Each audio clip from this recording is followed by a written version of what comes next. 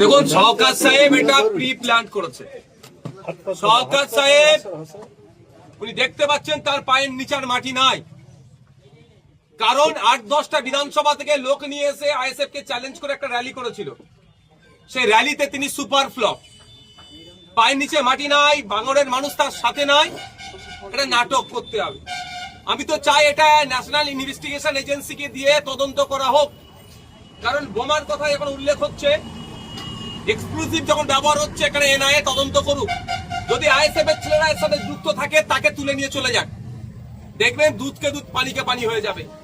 একাধিক কারণ আছে, গোষ্ঠীদ্বন্দ্বের শিকার হয়েছে কি সেটাও প্রশ্ন থেকে যাচ্ছে। তবে আমার সব থেকে বেশি সন্দেহ হচ্ছে নিজের ওপরে নিজেই অ্যাটাক করিয়ে আইএসএফ এর নিরীহ সাধারণ ছেলেদেরকে এই রমজান মাসে পুলিশি হয়রানি করানোর চেষ্টা হচ্ছে। তবে প্রশাসন নিরপেক্ষ তদন্ত করবে। প্রশাসন যদি মনে করে যে এই শওকত সাহেবের কথা শুনে একে ওকে নামে মামলা দিয়ে একে ওকে ডিস্টার্ব করব, এতটুকু বলে রাখছি, অনেক সহ্য করেছি, আমি আর কিন্তু চুপ থাকবো না, একদম ছেড়ে কথা বলবো না, নাটক বার করব। থানার অদূরেই বোমাবাজি হচ্ছে, থানা জানে না? তাহলে তাহলে দুটো জিনিস হচ্ছে, শওকত মোল্লা সাহেব ক্যালকাটা পুলিশকে ফেলিওর বলছে, যে ক্যালকাটা পুলিশ একসময় স্কটল্যান্ড ইয়ার্ডের পরে চর্চা হতো, সেই ক্যালকাটা পুলিশ আজকে ফেল। সঠিক তদন্ত হলে হয়তো দেখা যাবে শওকত সাহেব তার লোককে দিয়েই, আরে 12-13 খানা গাড়ি তিনি নিজে মুখে স্বীকার করছেন, পুলিশের এসকর্ট আছে তার সাথে, তিনি নাকি জেট সিকিউরিটি পান, তারপরেও তার গাড়িতে মেরে দিল। এই নাটক হচ্ছে নাকি? সঠিক তদন্ত হলে শওকত সাহেবেরই নাম উঠে আসবে, তিনি এই ধরনের কর্মকাণ্ড করেছে তার দলের কাছে ভাবমূর্তি তার ফিরিয়ে আনার জন্য এবং তার সিকিউরিটি যাতে ইনক্রিজ আরো হয় তার জন্য। লাস্টে কি ওই অভিষেক ব্যানার্জি যে সিকিউরিটি নিয়ে ঘুরে, মমতা ব্যানার্জি যে সিকিউরিটি পান, সেই ধরনের শওকত সাহেব কি চাইছেন নাকি? এই নাটক হচ্ছে। এই রমজান মাসে ভাঙড়ের মানুষকে অশান্তির আগুনের দিকে ঠেলে দেওয়া হচ্ছে। ভাঙড় চাও রাজ্যের মানুষ কিন্তু এটা মেনে নেবে না।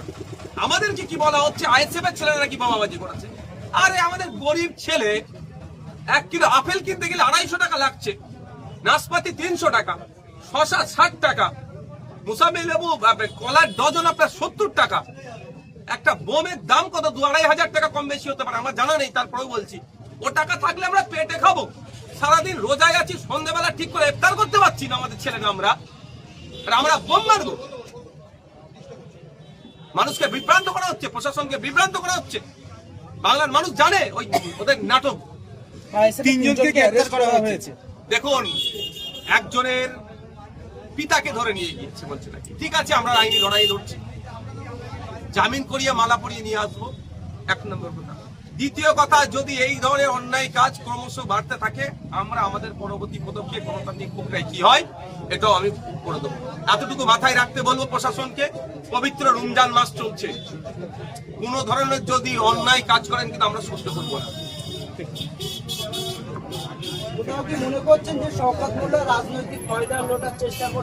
100% মনে করছিল, এটাই বাস্তব। রাজনৈতিক ভাবে শওকত সাহেব দেউলিয়া হয়ে গিয়েছে। 15ই ফেব্রুয়ারি মিছিলের আগে তিনি সেই জন্য ভাঙড়ের বিভিন্ন জায়গায় তিনি বলেছিলেন কি, আমাদের সাথে যারা থাকবে না বা আমাদেরকে যারা ভোট দেবে না তাদের নাকি ঘর ফর হ্যান্ডান দেবো না, ওই বলে মিছিলে লোক ভরা দেওয়ার চেষ্টা করেছিল।